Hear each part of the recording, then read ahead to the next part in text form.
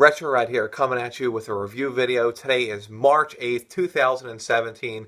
That's right, my second review. It's nutty.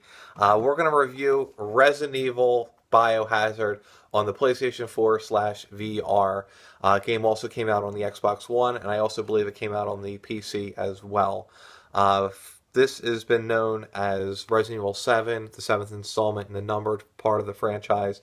There's nowhere does it say Resident Evil 7, but if you type in gameplay footage and things of that nature, Resident Evil 7 is what is going to come up. They added the word Biohazard in the American release.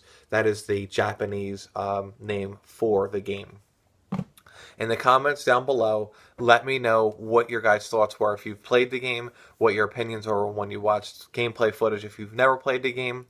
Also, if you guys played the game and it wasn't on the VR, do you guys agree with what I'm saying, or was this mainly driven for the VR?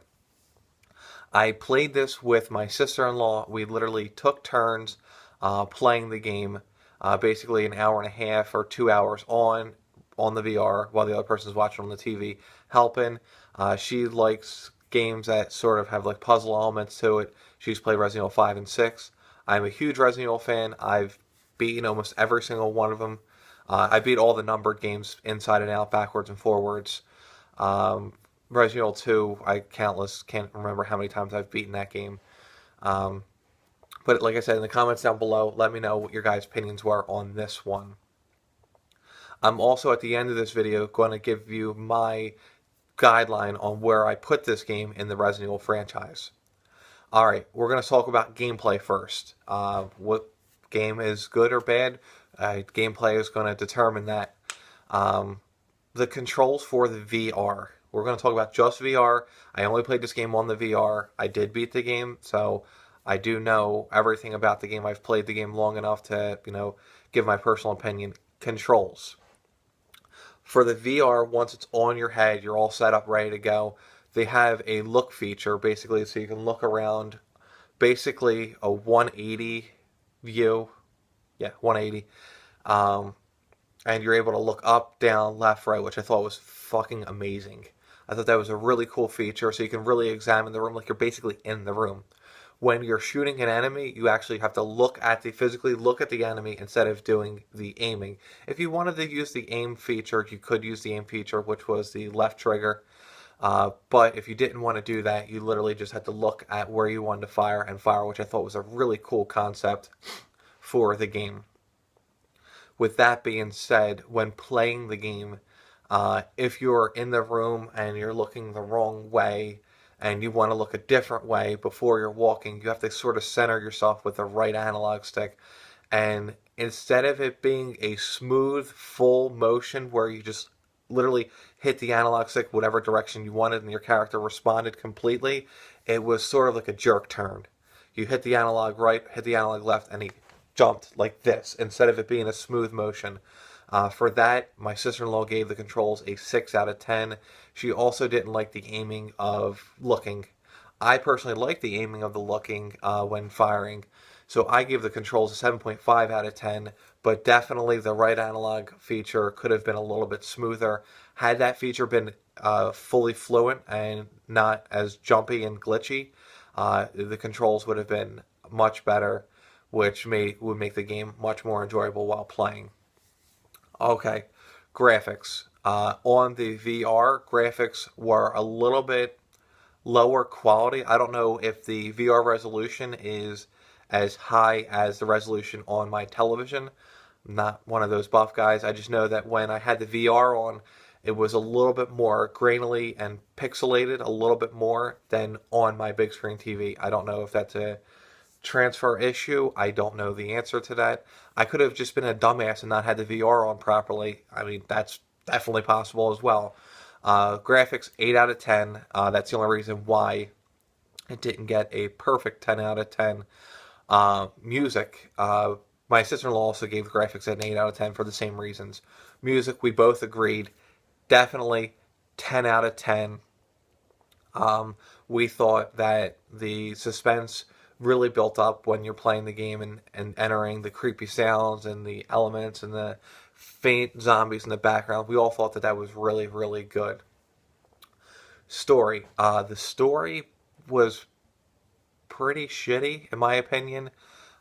We felt that it really didn't hold that much of an interest. The whole concept of the story is you have to save your girlfriend off of this plantation, um, get her out of there. Some crazy shit went down, and you have to fight some crazy, crazy monsters. The story really wasn't there. Now, talking a little bit more about the story for replayability. Replayability, there are two alternate endings. Spoiler alert, for those who don't want to hear this, turn my video off now. Okay, since we gave everyone enough time, there's two choices towards the tail end of the game. Save your girlfriend or save this girl, and that's basically going to give you an alternate ending towards the tail end of the game. That's basically the replayability of the game. Do you want to play through the game again to get that other ending? Now, Resident Evil fans know that you could do, a knife challenge where you beat the entire game with just a knife.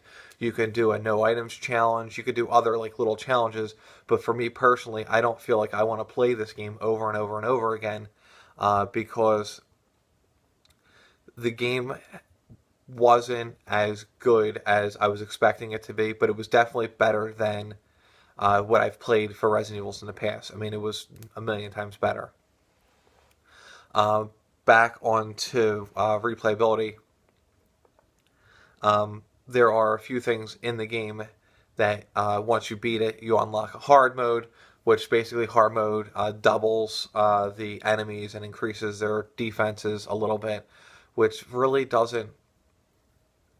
In the very first 4 or 5 hours of the game when we were playing it, you're basically just fighting the people in the house.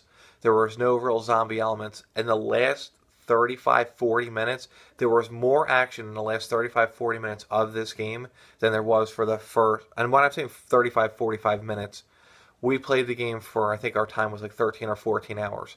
I know if I played this game again, I could probably beat it in 2 or 3 because now I know where everything is. I don't really have to examine everything thoroughly with the VR. We were having really fun with the VR, scaring ourselves and all that other bullshit. But in the last, I want to say, last 15, 20 minutes of the game, there was probably 35 or 40 zombies, to whereas the rest of the game, there was maybe 12. I mean, I thought that was really poor. So the story, she's giving it a 6 out of 10. I'm giving the story a 6 out of 10. Overall, Resident Evil, this game knocks it out of the park in terms of better than Resident Evil 5, better than Resident Evil 6, better than the last crap that Capcom has put out. This game felt more of a Silent Hill game, so if anyone's a fan of Silent Hill, you definitely want to give this game a shot because this game feels more like Silent Hill than it does like Resident Evil. With that being said, would I play this game again? I probably would not play this game again and soon. I'm definitely going to give it a playthrough without the VR and playing it on hard mode, but not anytime soon. So my review of this game is definitely, the overall review is going to be a 6 out of 10. Where I put this game on the Resident Evil timeline is, for me personally, I liked Resident Evil 2 the best, then 4, then 1, then Code Veronica, then 3, then this one. All those games that I mentioned before are all 8s out of 10s or 10s out of 10s. So this game wasn't, just because it's that far down on the list doesn't mean the game's not worth a playthrough. I would definitely recommend picking this game up for $20-25. That's where you'd probably want to be spending on this game.